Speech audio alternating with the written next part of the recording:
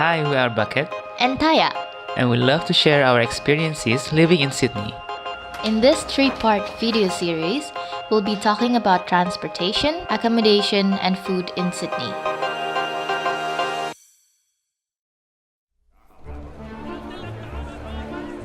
So you've landed in Sydney's Kingsford Airport and need to go to the city. The transportation from or to the airport is quite tricky as it can be surprisingly expensive. Train rides from and to the airport stations cost you the base fare about $2.47, plus the airport fee of $14.30 per person. That's fine if you're by yourself, but imagine if you have 4 people in your group. It can cost at least $67 altogether just to get out from the airport. The cheapest option is to go by bus, which most people don't know. There are buses running through the airport that will only cost you from $2.20. You can go to the nearest train station by bus, then catch the train to your destination. It will take a longer route, but you won't be paying the $14.30 airport fee with this trick. Another alternative is to catch a taxi or an Uber if you are in a group and save the hassle of pulling all those suitcases. When you use public transportation in Sydney, we highly recommend you use Opal cards, which cover all modes of public transportation: trains, buses, light rails, and ferries. Just tap on and tap off. You can get an Opal card from the airport, train stations, supermarkets, or local convenience stores. The card itself is free, and you just have to top it up from a minimum of $10. It will cost you cheaper using an Opal card rather than single-trip tickets. On a side note, Opal card can't be refunded, so top up as needed. There are also Opal concession cards with discounted fares for NSW students and children. How do you get to a place? Public transportation options are pretty accurate on Google Maps, but we like to use Trip View app for a more accurate timetable and to track our next ride. The app will also tell you which platform or wharf that you need to go.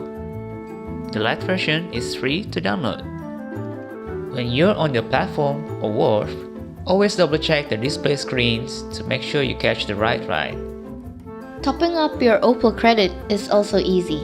You can either do it at supermarkets or convenience store cashiers, do it manually at the top-up machines in stations and wharfs, or via the Opal travel app from your phone. With the app, you can beat the queue, set up an auto top-up for whenever your balance gets low, check balances, and your weekly travel reward progress. Let's talk numbers. With Sydney's public transportation, a peak hour period applies to train rides from 7 until 9 a.m. and 4 until 6:30 p.m. on weekdays. It costs you like 30% additional fare, so you might want to plan ahead to save some bucks for coffee instead. Opal fares are based on the distance traveled, from where we tap on to where we tap off. You might want to pause this for a sec. The more you travel with an Opal card, the more you can benefit. If you make several trips using the same mode of transport, as long as your transfer occurs within 60 minutes of tapping off from your last trip, it counts as a single journey and a single fare. If you travel on more than one mode of transport within a journey, you will get a $2 discount for each transfer to a new mode of transport, as long as the transport mode change is within a 60 minutes period. Once you complete 8 paid journeys with an Opal card, your fares for the rest of the week are half-priced. They also have daily, weekly, and Sunday maximum cap. Sunday cap is very interesting because wherever you go and whichever mode you take, you only have to pay a minimum of $2.70 for the whole day. Take this advantage to use the ferry, go to Blue Mountains, or visit your distant cousins. We've talked about public transportation, but of course, there are also more private means to go about the city. We hope this video can help you the next time you visit Sydney, or if you'll be living in the city soon. Thank you guys for watching. Click the box below to watch more guides like this or our Sydney adventures. See you next time! Bye!